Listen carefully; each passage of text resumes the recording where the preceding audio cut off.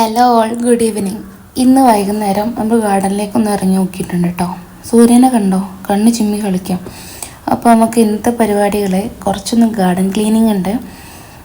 അപ്പോൾ നോക്കുമ്പോൾ ആന്തൂറിയത്തിൻ്റെ ഒരു പൂ ഉണങ്ങി വാടി നിൽക്കുന്നുണ്ട് കേട്ടോ. പുതിയൊരു പൂ ഉണ്ടായിട്ടുണ്ട്, നല്ല ഭംഗിയില്ലേ കാണാൻ.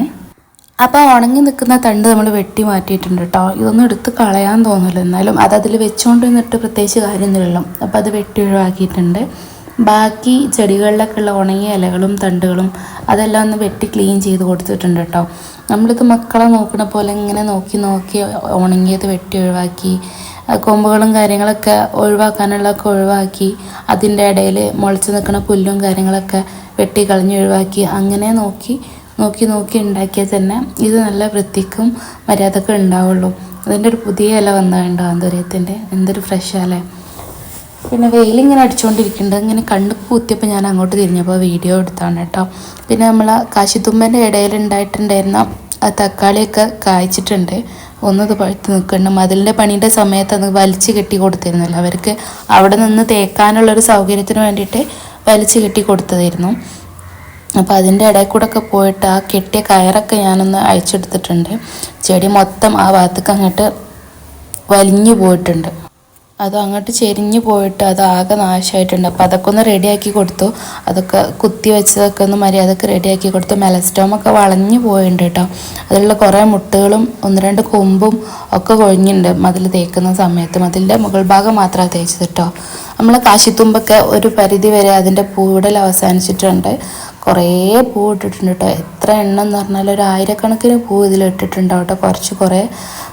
കുറേ ഒരു തൈകൾ ഉണ്ടായിട്ടുണ്ട്. അതിനൊക്കെ നിറയെ പൂ ഇട്ടിട്ടുണ്ട് കേട്ടോ. അപ്പോൾ അതിൻ്റെ വിത്തുകളൊക്കെ ഒന്ന് എടുത്ത് വെക്കാമെന്ന് വിചാരിച്ചു. ആദ്യം ഒരു ചിരട്ടൻ്റെ പൊട്ടെടുത്ത് വന്നു, പക്ഷെ അതിലൊന്നും അത് കൊണ്ടിട്ടില്ലായിരുന്നു കേട്ടോ. ഒരുപാട് വിത്തുകളുണ്ടായിരുന്നു. അത് ഞാൻ കുറച്ചൊക്കെ എടുത്തു നോക്കി, പിന്നെ അത് തികയാഞ്ഞിട്ട് പിന്നെ അത് അവിടെ കൊണ്ടുവച്ചിട്ട് വീണ്ടും എടുത്തു. അങ്ങനെ വിത്ത് ശേഖരിക്കുന്ന പണിയാണ് കേട്ടോ. വൈകുന്നേരം ക്ലീനിങ്ങിനാണ് ഇറങ്ങിയെന്നുണ്ടെങ്കിലും ആ വിത്തുകൾ അങ്ങനെ കണ്ടപ്പോൾ അതിങ്ങനെ വെറുതെ പൊട്ടി ഒരു ചെറിയൊരു ഏരിയയിൽ തന്നെ കുറേ ഇങ്ങനെ പൊട്ടി വീണ് കിടന്നാൽ പ്രത്യേകിച്ച് യൂസൊന്നും ഉണ്ടാവില്ലല്ലോ. ഒരു തിങ്ങി നിറഞ്ഞ് അതിന് വളരാനൊരു ഇടയില്ലാണ്ട് അത് വളർന്നു കഴിഞ്ഞാൽ അത് നശിച്ചു പോവുള്ളൂ. ആരോഗ്യമില്ലാത്ത തൈകളായിട്ട് തിങ്ങി നിറഞ്ഞ് നിൽക്കുമ്പോൾ വല്ലാണ്ട് ഓവറായിട്ട് തിങ്ങി നിറയുമ്പോൾ അത് കാണാൻ ഭംഗി ഉണ്ടാവില്ല, അത് മര്യാദക്ക് ഉണ്ടാവില്ല. കുറച്ചൊരു സ്പേസ് വേണം, എന്നാൽ കൂട്ടത്തോടെ നിൽക്കണം കാണാൻ നല്ല ഭംഗിയാണ് കേട്ടോ.